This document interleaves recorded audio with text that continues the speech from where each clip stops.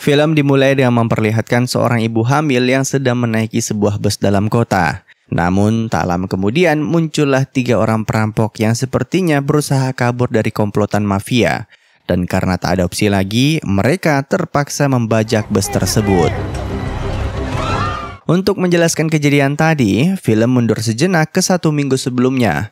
Malam itu, salah satu petinggi kasino bernama Derek terlihat sedang menginterogasi sepasang kekasih demi mencari tersangka perampokan kasinonya. You don't know who he is, asshole. That's not always the answer.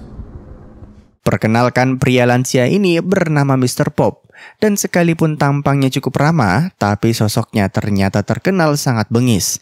Bahkan itulah alasan mengapa tak satupun gangster yang berani merampok kasinonya. Karena jika tertangkap, nasib mereka akan berakhir seperti ini. I'm going to give you both 10 seconds to tell me where the money is. It's about principle, not money. 3, Mr. Pop, we don't have your money. 2. Your fucking idea. You bastard, I can't believe.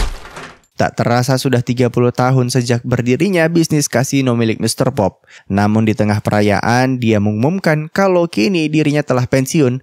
Dan mulai sekarang, Derek lah yang akan meneruskan bisnisnya. Di sisi lain, kita akan diperkenalkan tokoh utama dari film ini, seorang pegawai kasino bernama Vo. Setelah bekerja semalaman, ia masih harus mampir ke sebuah rumah sakit untuk menjenguk putrinya yang mengidap penyakit kanker. Namun setelah berjuang sekian lama, kini mereka dihadapkan dengan masalah keuangan. Pengobatan putrinya terancam terhenti jika Vo tak kunjung membayar tunggakan tagihannya. It's not gonna cover what we own last month's bill. There comes a time when we have to accept reality. You give me until the end of the week. I'm gonna get that surgery. I will get you every penny. Friday, Mr. Vaughn. Ayah mana yang tidak hancur hatinya ketika dihadapkan situasi seperti ini? Parahnya lagi, di saat Vo butuh uang, tiap malam dia malah harus menyaksikan sejumlah manusia yang menghambur-hamburkan uangnya demi hiburan sesaat.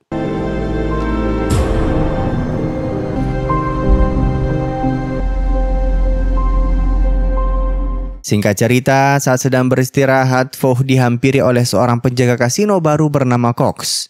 Walaupun kerja di tempat yang sama, keduanya belum saling kenal. Dan anehnya, sekalipun belum akrab, tanpa basa-basi, Cox menceritakan sebuah rahasia.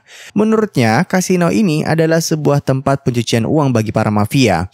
Karena setiap Kamis malam ada pengunjung yang membawa 1 tas penuh uang, namun semua uang itu ludes seketika karena pria itu sengaja mengalah ketika bermain blackjack. Tapi di malam berikutnya, rekan dari pria itu akan datang untuk bermain roulette. Dan anehnya, sistem seakan-akan membiarkannya menang berturut-turut. Buttload of money every Thursday. Making all the wrong bets to lose. Shitload of money every Thursday. Every Friday night. Fucking clockwork. Laundering it out through the casino. Seandainya semua uang haram itu dirampok, dijamin Tuan Pop tak akan berani melaporkan kerugiannya ke polisi. Dan disinilah akhirnya kita menyadari maksud utama dari perkataan Cox tadi. Ternyata dia ingin mengajak Vo dalam rencana perampokannya. Need a guy who's been here too long and access to the vault. Stealing from the Pope is suicide.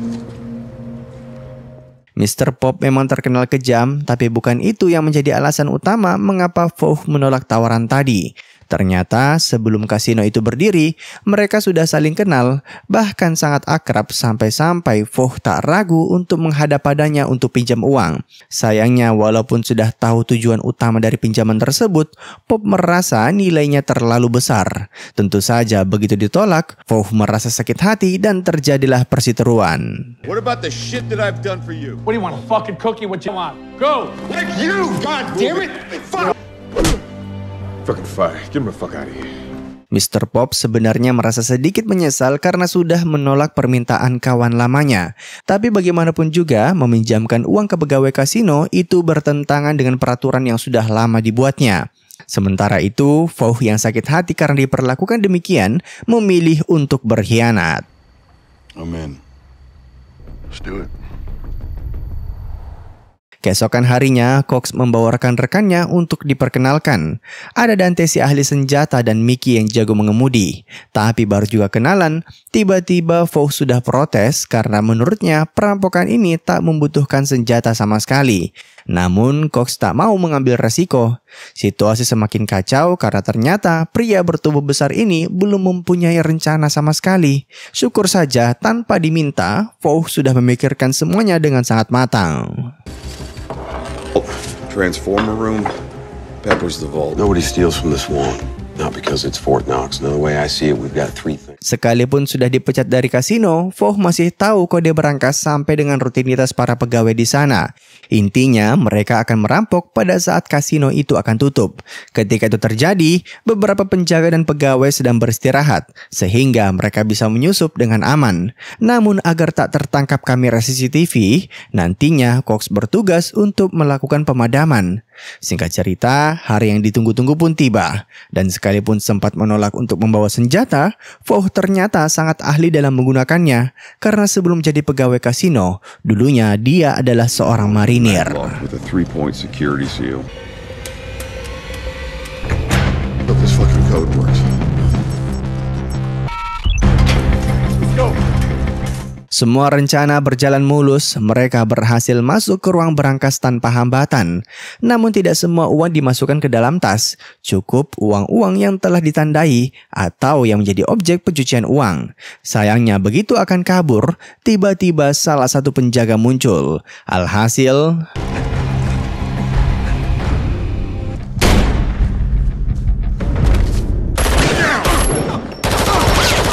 ternyata sejak lampu dipadamkan, Derek sudah curiga kalau ada yang tidak beres. Aksi saling tembak pun terjadi dan salah satu peluru berhasil melukai Dante. Sementara itu, bukannya menunggu hingga rekan-rekannya keluar dari kasino, Mickey yang panik malah kabur duluan. Begitu mendengar suara tembakan tadi, dia mengira kalau rekan-rekannya telah tertangkap. What the fuck? What? Fucking believe it. Come on, man. Akhirnya, scene kembali ke awal film. Sekarang kita sudah tahu mengapa ketiga perampok ini memutuskan untuk kabur menggunakan sebuah bus. Tapi di sini ada satu scene tambahan, di mana malam itu ternyata terdapat seorang polwan bernama Chris yang kebetulan berjaga di sekitaran lokasi.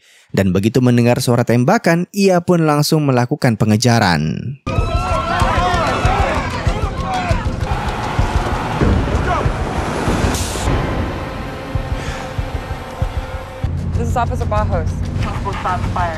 Agar bisa berbaur di antara kerumunan, Vought memerintahkan teman-temannya untuk segera melepaskan topeng mereka. Teknik ini cukup efektif karena Chris jadi sempat ragu apakah suara tembakan tadi beneran berasal dari bus atau tidak.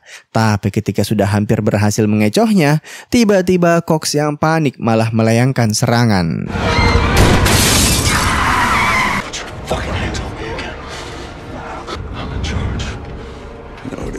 Akibat serangan tadi, kini belasan polisi menyusul ke lokasi dan mulai melakukan pemblokiran jalan. Butuh diingat kendaraan yang Vought bajak saat ini hanyalah sebuah bus tua yang tak mungkin bisa dipakai untuk mengecoh polisi. Satu-satunya keunggulan mereka adalah ada banyak penumpang di atasnya yang bisa dijadikan sebagai sandera. Need a phone? Who's got a phone? All right, Rebecca. What's your phone number? I can't stand by. Text I'm gonna need you to back off. You know I can't do that. Dengan santainya, Vought memimpin negosiasi. Pada intinya, jika polisi ngotot untuk menghentikan mereka, dapat dipastikan Cox akan mengamuk dan bisa saja beberapa penumpang akan menjadi korban. Oleh karena itu, Chris harus mengarahkan teman-temannya agar segera membuka penghalang di ujung jalan. Sayangnya, sekalipun sudah setuju dengan arahan para perampok, Chris harus dihadapkan dengan keputusan atasannya yang ngotot untuk menghentikan bus itu saat itu juga.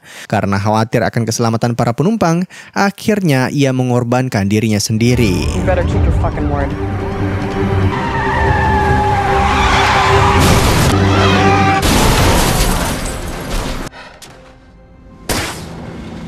Tak lama kemudian, Tuan Pop menyusul ke kasino. Tentu saja, kabar mengenai perampokan ini membuatnya sangat murka.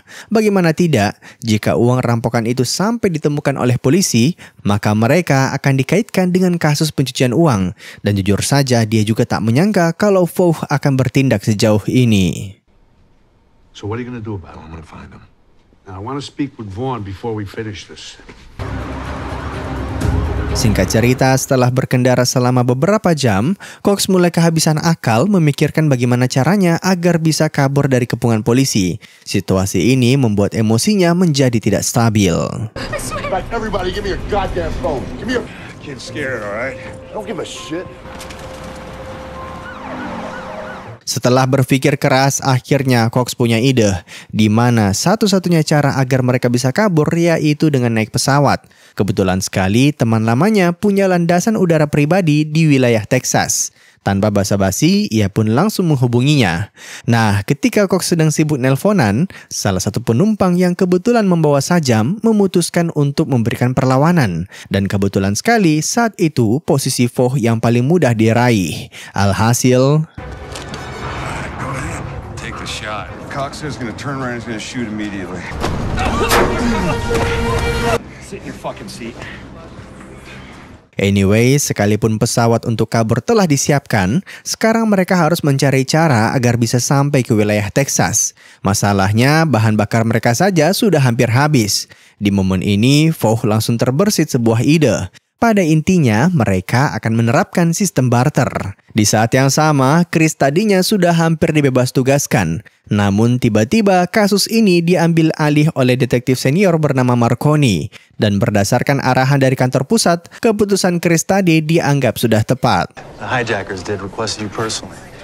Boys, that bus is gonna stop on that fucking bridge. Walaupun tak bisa mendekati orang-orang yang merampok kasinonya, Derek sepertinya tak kehabisan akal. Dalam waktu singkat, ia berhasil menemukan Mickey dan kekasihnya yang saat ditemui dalam kondisi setengah teler akibat mengkonsumsi narkoba. Disinilah akhirnya Derek mengetahui siapakah orang yang membantu Vaughn dalam perampokan tadi. Cox! Relax. Don't do anything, please, baby. Singkat cerita, beberapa menit kemudian, detektif Marconi bersama anggotanya siap melakukan barter. Polisi bersedia mengisi ulang bahan bakar bus dari para perampok, dan sebagai gantinya, 2 orang sandera akan dilepaskan. Tadinya, Cox ngotot agar mereka cukup melepaskan seorang lansia. Namun, Vaughn bilang lebih baik mereka segera menurunkan si wanita hamil. Soalnya jika dia keguguran, maka situasi mereka akan semakin rumit. Sekedar info, polisi sebenarnya diam-diam mengerahkan pasukan SWAT dan begitu ada celah, mereka berencana untuk menghabisi para perampok. Get your boys in position. Cut. Negative. Too many bogeys. Pick one by the fuel tank. That's too risky. Sejak awal, Vaughn meminta agar Chris yang membawakannya bahan bakar. Mereka berdua bisa akrab dengan cepat. Bahkan Vaughn mempersilahkannya untuk mengecek kondisi para sandera. Sayangnya, Cox tidak menyukai keputusan rekannya sendiri. What the fuck do you think you're bringing a cop on the bus? Make one more fucking move. D. Malunya minta ampun, badan segede itu dihajar habis-habisan oleh seorang wanita. Seandainya tak ada sandera, mungkin Chris sudah melepaskan tembakan. Di sisi lain, sejak tadi seorang sniper sudah bersiap menghabisi Vaughn. Tapi anehnya, sampai akhir detektif Marconi tak kunjung memberikan perintah. Ford, let him go. Film berpindah sejenak untuk memperlihatkan Mr. Pop yang sedang mengunjungi putrinya yang sehari-hari bekerja untuk memberi makan orang-orang miskin. Ternyata akibat bisnis haramnya, Mr. Pop dijauhi oleh istri dan anaknya sendiri. Anyway, maksud kedatangannya ke sana tak lain untuk menyerahkan sejumlah warisan ke Sydney. Belum lama ini, Tuan Pop didiagnosis mengidap penyakit kanker dan mungkin saja umurnya tak akan lama lagi. Walau demikian, sampai akhir, Sydney tak mau menerima warisan ayahnya. Bahkan dia malah mengatakan inilah momen yang tepat bagi Pop untuk bertobat.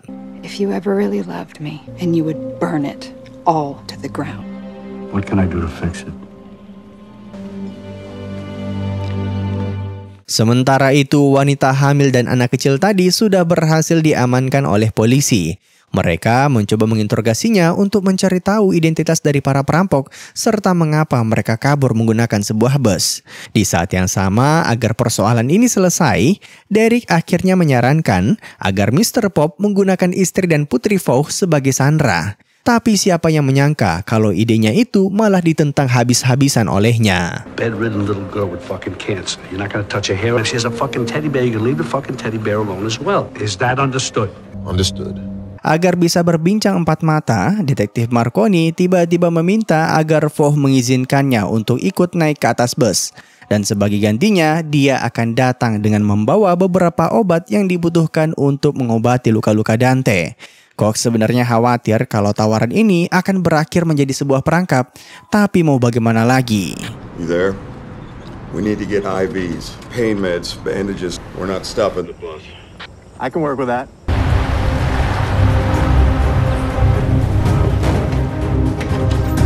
Begitu cairan infus itu dimasukkan ke tubuh Dante, tiba-tiba ia langsung tak sadarkan diri.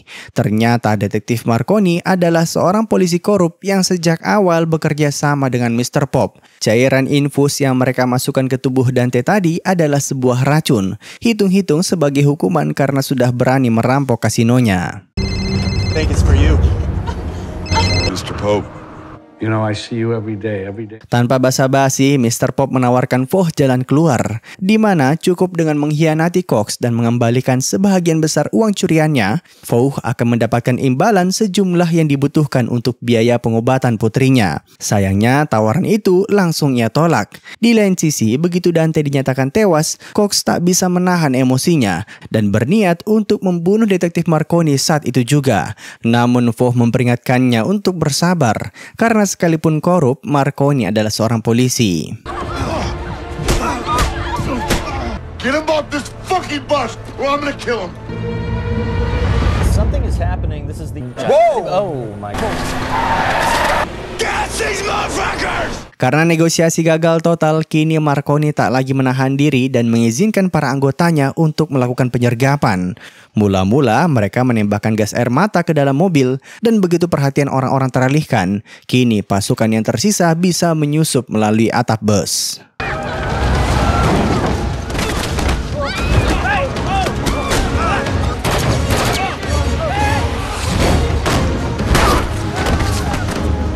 Siapa yang menyangka kalau Voh dan Cox berhasil mengalahkan para anggota SWAT tadi.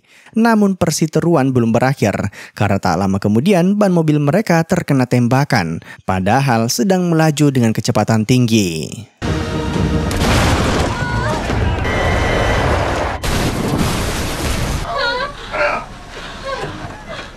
Begitu posisi mereka sudah dikepung dari berbagai arah, Voh langsung membatasi pandangan polisi dengan mengecat jendela menggunakan sebuah piloks.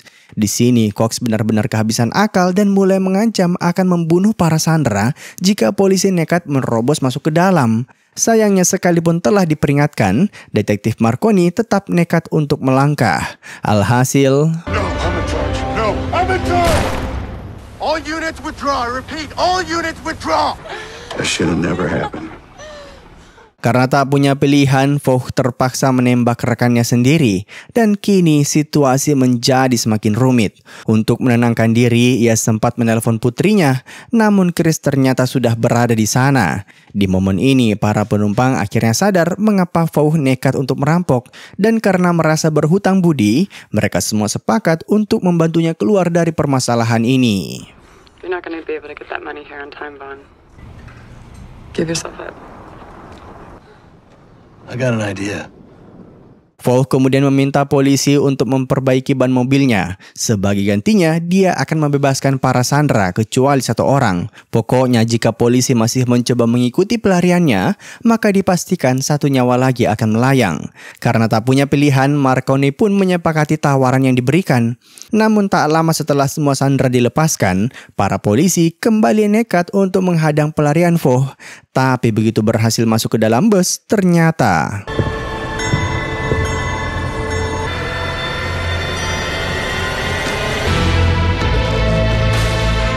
berkat bantuan para penumpang, Voh berhasil mengecoh semua polisi. Dan kini ia sedang dalam perjalanan menuju landasan udara. Namun setibanya di sana, tiba-tiba Derek kembali muncul. Anybody here?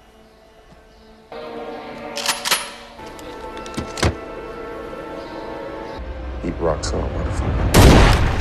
Sayang sekali rencana pelarian yang nyaris sempurna itu ternyata berakhir seperti ini. Siapa yang menyangka kalau Derek berhasil menebak langkahnya? By the way, karena dianggap sudah tidak berguna, sebelum menghabisi Vought, Mr. Pop menghabisi nyawa detektif Marconi. Dan walaupun sudah akan dieksekusi, anehnya Vought tak berhenti tersenyum. Karena ternyata sejak awal uang curiannya sudah berhasil dipindahkan. Uang itu kini akan digunakan untuk operasi putrinya. Tapi yang menjadi pertanyaan, bagaimana bisa? So busy watching the hand that was holding the deck. You're watching the wrong hand. You forgot the map. Where's the money? Sejak awal, Vought mengikut sertakan adik perempuannya dalam perampokan ini. Wanita hamil yang kita lihat di awal film adalah adik kandungnya. Dan dia sebenarnya tidak hamil. Di balik bajunya terdapat sebuah tas yang siap menampung uang curian tadi. Itulah alasan mengapa Vought sangat ngotot agar mereka membebaskannya saat pengisian bahan bakar. You forgot your own trick, Mr. Pope. Your money's gonna save a little girl's life. Saves you little girl's life by sacrificing your own. Sejak awal, Vought memang tak berencana untuk lepas dari kejaran para mafia. Dia sudah siap mati asalkan putrinya bisa diobati.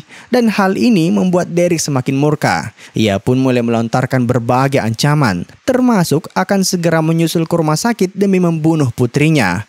Namun entah kenapa sikap Derek ini tiba-tiba menyadarkan Pop akan dirinya di masa lalu. Bahkan ia teringat dengan nasihat putrinya yang memintanya untuk bertaubat. Time to light you.